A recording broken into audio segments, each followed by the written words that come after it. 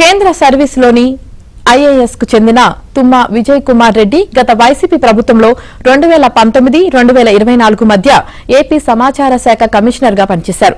ప్రభుత్వ నిబంధనల ప్రకారం పత్రికల సర్క్యులేషన్ ఆధారంగా ప్రకటనలు ఇవ్వాలన్న కనీస నియమాన్ని విస్మరించారు.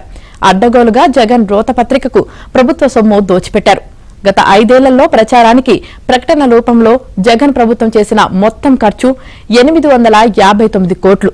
ఇందులో అత్యధికంగా 43% అంటే 371 కోట్లు జగన్ మీడియాకే సమర్పించేశారు.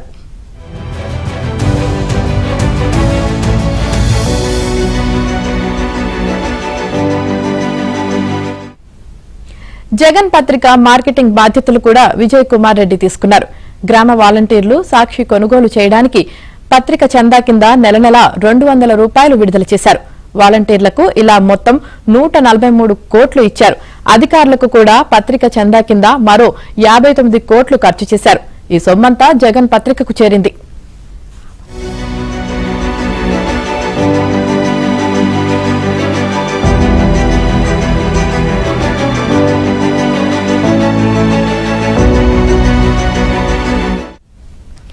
గత జగన్ ప్రభుత్వంలో ఏ వనరులు మార్గాలు వదలకుండా దోచుకున్నారు.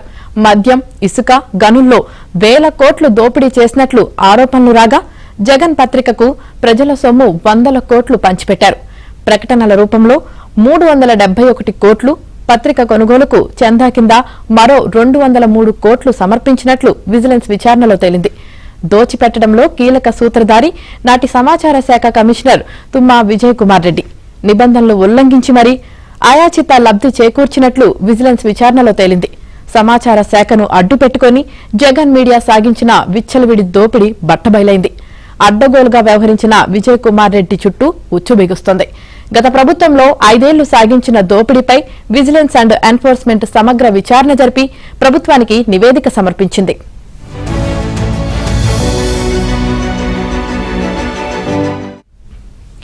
ఇందులో అవినీతి వ్యవహారాలు ముడిపడి ఉండడంతో ఆ కేసును ఏసీబీ విచారించనుంది. విజయ్ కుమార్ రెడ్డిపై కేసు నమోదు చేసి విచారణకు రావాల్సిందిగా ఏసీబీ నోటీసు జారీ చేసింది. గత ప్రభుత్వంలో ప్రకటనల జారీ విషయంలో సమాచార శాఖ కమిషనర్ గా విజయ్ కుమార్ రెడ్డి పత్రికల సర్క్యులేషన్ ను పట్టించుకోలేదు. టీవీ ఛానళ్ల ప్రేక్షకాదరణ చూడలేదు. పథకాల పేరిట జగన్ బటన్ నొక్కిన ప్రతిసారి ఆయన భార్య భారతీయ యజమానిగా ఉన్న సొంత మీడియాకు ప్రకటన రూపంలో కోట్లాది రూపాయలు కుమ్మరించారు. 100 కోట్ల ప్రజాధనాన్ని దోచిపెట్టారు.